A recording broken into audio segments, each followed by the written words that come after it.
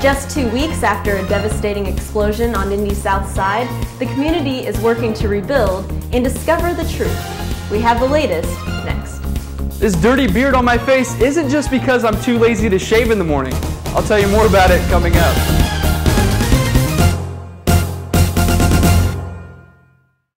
Hello and welcome to another episode of Inside Franklin. I'm Dexter Howard. And I'm Lauren Casey. It was a devastating blow that shook an entire community, left 2 homeowners dead, and an entire neighborhood in ruins. The south side explosion that happened in Richmond Hill neighborhood just 2 weeks ago is now being investigated as a criminal homicide, according to the Marion County prosecutor.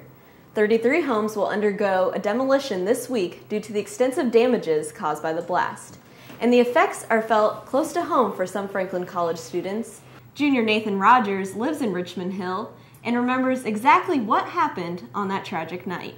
It was like 11, I think, and I checked my phone and I had like 3 missed calls from my brother. And I called him back and he answered and he just had panic in his voice, and he's just saying like a house blew up, I think. There's like stuff falling from the sky. I could hear people kind of like screaming in the background, like it sounded like chaos. There's cracks all through the walls.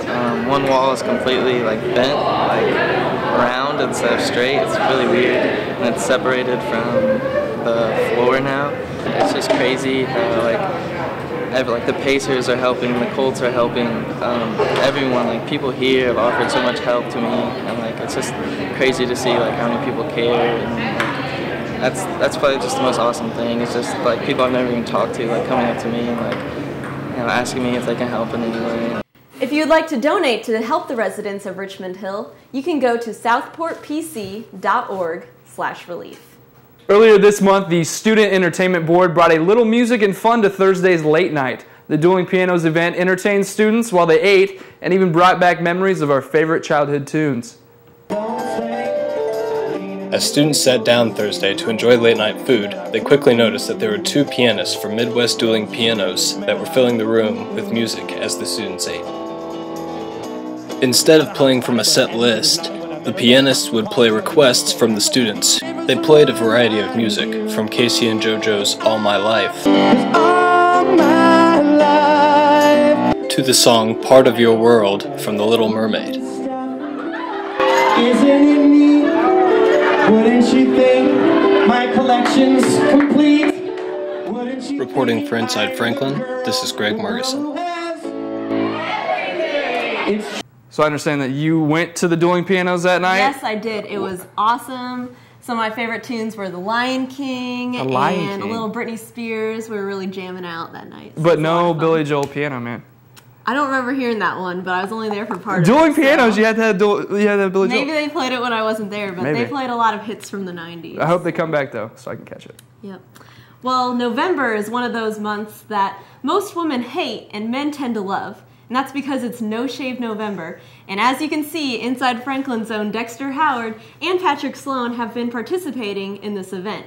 But what many people do not know is that scruffy hair is actually for a good cause. Whoa! Whoa! You startled me, camera guy. I was just over here doing my morning routine. Actually just got done brushing my teeth. But on these November mornings, I've been skipping a key step in my morning routine. Let me take a shower, freshen up for you a little bit, and I'll explain.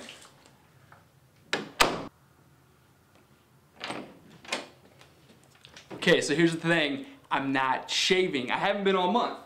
So I don't need any of these. I'm not shaving. You might think to yourself, well, Dexter, why would you grow out this scruffy, smelly, nasty beard? Well, I'm so glad that you asked. No Shave November. It's a celebratory month that all men can participate in, a branch of this being Movember, where the mustache takes all the glory. But it's not just about impressive facial hair. I'll let Gordon Strain elaborate.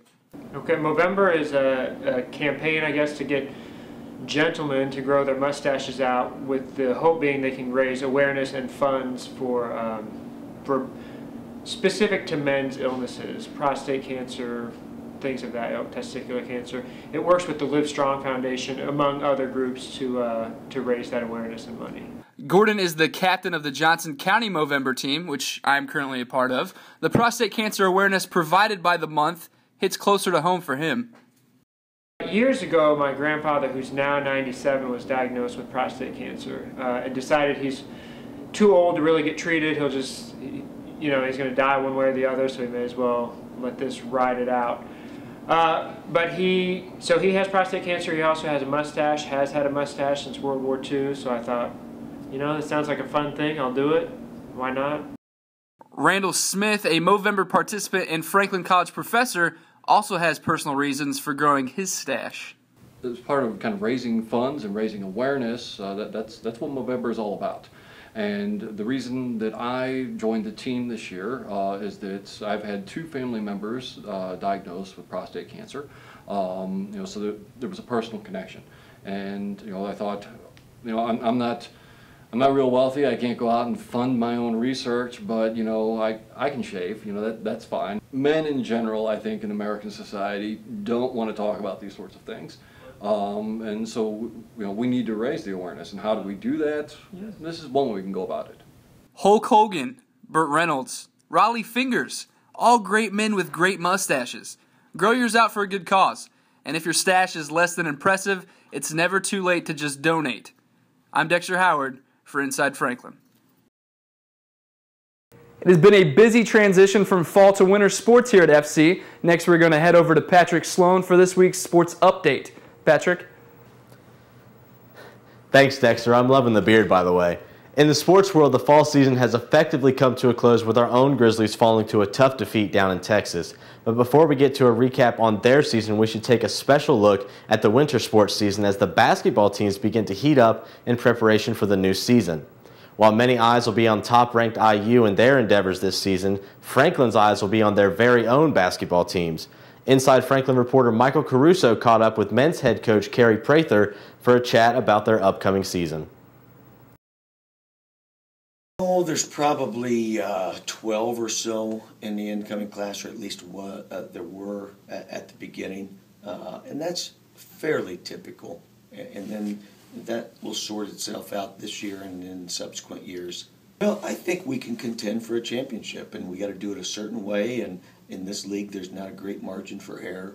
You got to beat the people you're supposed to beat. You know, I think a lot of times, you know, guys are going to get all fired up for the Hanover game and the Transit game, but you know, really the path to winning a conference championship starts with you don't have any losses that you'd like to have back. You don't have any of those games where, you know, you kind of took somebody lightly or you didn't bring your A game. We just don't have that luxury. If we can manage that slender margin for error, then I think we can be pretty good. We've got some ingredients that lend themselves to winning on the road, which is the key in any tough league. If you defend well, you can win on the road. If you can get to the free throw line, you can win well. You can win on the road. And I think we're capable of doing both those things pretty well. It's going to be a really fun team to watch. Anybody that comes and watches this team play is going to appreciate how hard they attack the game. And I think that's, you know, nobody expects flawless basketball, but I think most people are entertained by teams that play really hard. And this is a very, very competitive bunch of guys.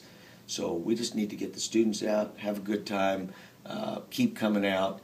And our students are good. You know, they come out for everything. And if they'll just keep doing that, you know, I think in all sports, what student athletes want is they want their, you know, fellow students out in the crowd. So hopefully we can get out. We've got a stretch of 5 road games before we play at home. So it'll be December 1st before we play in Spurlock. But hopefully we'll have a good home opener that day and we can get a whole bunch of, it'll be a doubleheader. The women play at 2 and we'll play at 4. So hopefully we can get a big bunch of students out that day. The Grizzlies take on Millikan University tomorrow night with an 8 o'clock tip-off and will tip off at home this Saturday at 4 o'clock to take on Bluffton, and we would like to wish them the best of luck. Now, the women's basketball team is coming off the back of a very successful season last year, and this year find themselves under a new head coach, Jennifer Lodge. The Lady Grizz are on a 2-game win streak and will travel to St. Mary of the Woods College tomorrow night before returning home this weekend to join up with the men's team to take on Bluffton.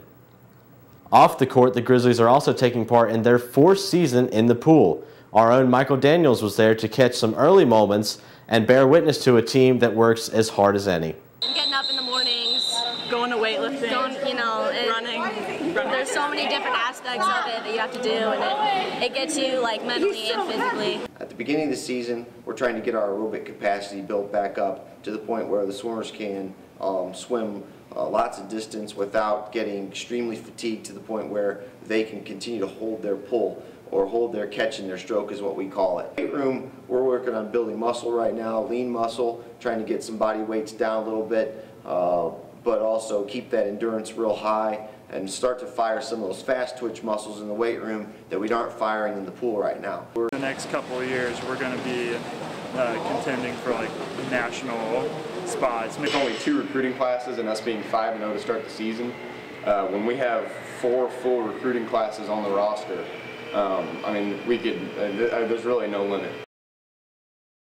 Another HCAC football title was in the bag for the Grizzlies, and it was another trip to the NCAA Division III tournament for head coach Mike Leonard and his team. Unfortunately for the Grizzlies, following their win over Adrian College in Michigan, the Grizz traveled to Texas to take on top-ranked Mary Hardin Baylor, where they fell to a top offense and defense. Nevertheless, we congratulate our Grizzlies on another successful season. Now back to you guys, Dexter. So how did the Texas game? Obviously we lost, but other than that, was it a good time or any good things to come out? It was a great trip. You know, it was a devastating loss to the guys, but it was kind of cool that they're kind of wrapped up their great season in Texas. The weather was awesome, so it was a really fun trip, especially as a fan. So I was glad definitely a good season no matter what. So we're definitely proud of the Grizzly seniors. Proud of those guys. Good job, guys. Well, Veterans Day is a time to remember and show respect for all the women and men who fight to protect our freedom. Olivia Covington talked to a few people at FC who have close ties to United States soldiers. People right here at Franklin College have served in the American Armed Forces, and many have friends or loved ones currently serving. Among those is freshman Hannah Troyer, who is the girlfriend of a U.S. soldier. Harry is a combat medic in the Army, which means he's pretty much just a certified EMT. He basically prevents death in the battlefield, so he knows how to do tourniquets and stitches and all that good stuff, so he saves lives out on the battlefield. Professor Steve Komisky is also a veteran of the U.S. Army. To him, Veterans Day is one of the most important holidays. Komisky's father was a veteran, as were his brothers. I take Veterans Day seriously. I think a lot of people do not, and that's sad, because when my father died, he received a full military burial at Arlington National Cemetery in D.C. So the next time you see a veteran, stop and thank them, regardless of the day. For Inside Franklin, I'm Olivia Covington. WFCI The Grizz is your local source for the latest news updates. Jessica Ray and Tim Grimes will be broadcasting your local, state, and national news every Thursday night at 8:30 p.m. Just turn your dial to 89.5 WFCI. And that's all the time we have for you today. Thanks for joining us for another episode of Inside Franklin. I'm Lauren Casey. And I'm Dexter Howard. Enjoy your last 2 weeks of classes, Franklin College.